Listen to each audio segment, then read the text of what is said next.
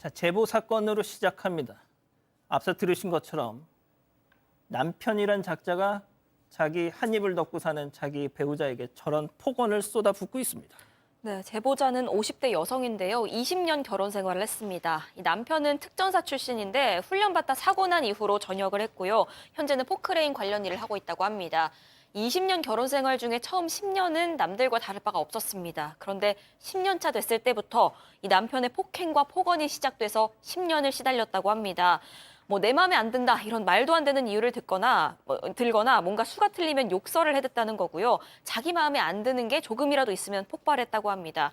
이런 남편의 만행 때문에 지쳐서 이 여성이 주변에다가 혹시 내가 어느 날 사라지면 그거 우리 남편이 죽여서 어디다 묻은 거다. 아이고. 이런 얘기를 할 정도였다고 합니다. 말끝마다 욕설을 했어요. 저희한테 그 남편의 욕설이 담긴 그 녹취 파일을 주셨었는데 방송에서 제대로 들려드릴 수가 없는 수준이었습니다. 그중에 제일 그나마 좀 약한 거 골라봤습니다. 들어보시죠. 너는 인생 자체가 아무 필요 없는 여자야. 야, 새벽 4시까지 11시부터 4시까지 휴대폰 갖고 노는 여자 보고 내가 오늘 퍼본다. 나한테 필요 없는 사람이 이제 필요 있는 사람이 되는데 필요 없는 사람이야. 아셔? 양 변호사님, 살 수 있겠습니까? 못 살죠. 정말 글자 그대로 이 지금 피해자 여성분 같은 경우도 참 삶이 아닌 상황입니다. 저런 상황이었기 때문에 우울증 약을 드시다가 또 수전증까지 왔고요. 그게 부작용까지 있어서 무기력증에 빠져 있다라고 하는데 그런 상황일 수밖에 없는 게 저렇게 폭언과 폭행이 이어지니까 남편 돌아오는 게 무서워서 얼굴도 못 보겠고 목소리 듣는 것도 공포스러우니까 올 때쯤이면 매번 수면제를 드시고 그냥 잠이 드시는 거예요. 그게 몇 년이 되면 어떤 사람이 멀쩡하게 생활을 이어갈 수 있겠습니까? 자, 자신의 상태에 대해서 제보자분이 직접 얘기를 해주셨습니다. 들어보시죠. 쌈 싸먹다가 쌈을 다 흘린 적도 있어요. 너무 손이 막 떨려가지고. 숟가락질로 국을 떠먹는다든가 그런 행위는 진짜 정말 할 수도 없었고요. 제가 상고 출신이라 타이프를 엄청 잘 치거든요. 엄청 잘 쳤었어요. 진짜 날라다니도 손가락이 안 보일 정도로 쳤었었는데 그것마저도 안 돼서 독수리 타법으로 칠 정도로. 자, 딸이 있었다면서요? 자, 딸한테는 더 좀 충격적인데요. 좀 난임이었어요. 그리고 나이가 좀 있다 보니까 딸을 좀 늦게 입양을 했었는데요. 그 입양한 딸이 8살 때 ADHD 판정을 받아서 지금도 좀 주의력 결핍으로 이렇게 산만하거나 이런 행동들을 하는데 아빠가 그 딸에 대해서 사춘기가 지금 온 상태인데 매번 욕설이나 언어 폭력을 행사했다고 합니다. 남편이 아빠잖아요. 아빠인데도 딸에게 어떤 따뜻한 말이나 존중받을 만한 행동을 한 적이 전혀 없다라고 얘기를 하고 있습니다. 자, 들으신 것처럼 딸에게도 욕설을 했다는 겁니다. 욕설만 했을까요? 첫 번째 사건 체크포인트 짚어보죠. 아닙니다. 딸도 때렸습니다. 결국 심한 짓을 저질렀어요. 제보자분의 얘기 이어서 들어보시죠. 이거 4년 전이었는데요.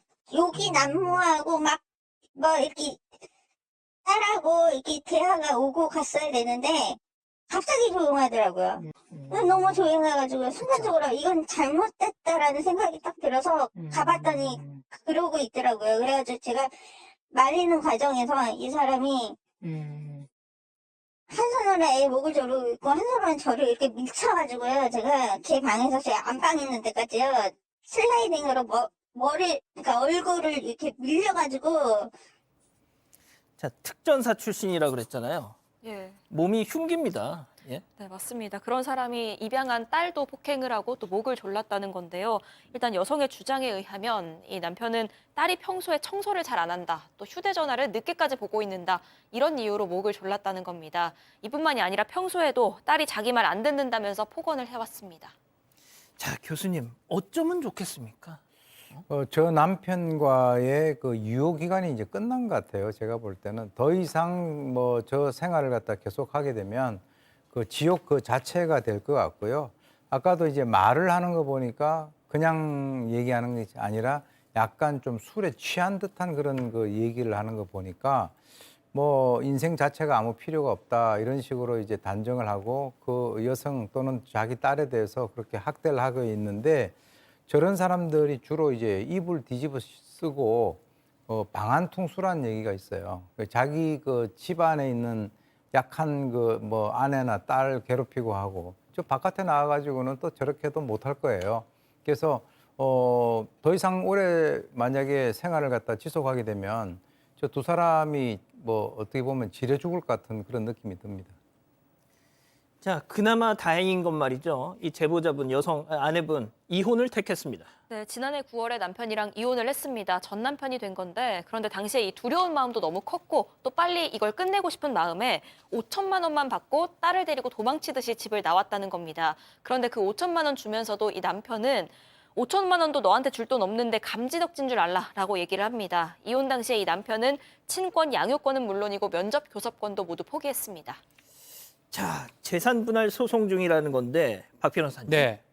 재산 분할 가능하죠. 이혼은 이혼대로 이제 할 수가 있고요. 뭐 합의 이혼이든 재판상 이혼이든 재산 분할은 따로 할 수가 있습니다.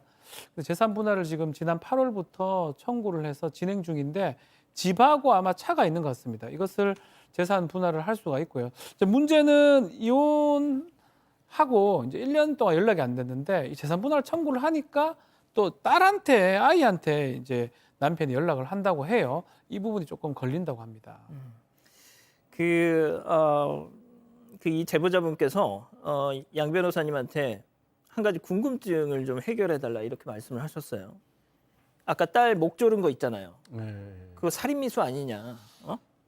글쎄 일단 특수부대원 출신이 보통 일반인을 공격을 했을 때 우리 법원이 좀 엄격하게 본 그런 판례가 있긴 합니다. 실제로 나는 사람을 해칠 그런 생각 없었다라고 했을 때 당신 같은 사람이 상대적으로 몸이 약한 사람을 공격한 거는 분명히 이거는 미필적이나 고의가 있다 이렇게 본 사례가 있긴 한데 이게 적용이 가능하려면 딸아이가 좀 상처를 입거나 그런 부분이 기록으로 남아 있어야 돼요. 그래서 그냥 진술만 가지고는 살인 미수라고 하는 게 아무리 미수라고 하지만 워낙 엄격한 범죄이기 때문에 객관적인 증거상으로도 이만큼 다쳤구나 이런 정도가 아니면 살인 미수까지 가기는 어려울 겁니다.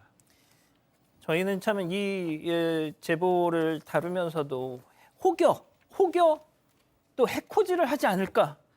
그게 참 계속 지금 신경이 좀 쓰이고 있습니다. 사건의 진실을 추적하고 싶다는 사반 가족분의 사연인데요. 궁금하시다면 사건반장 유튜브 채널을 구독해주세요.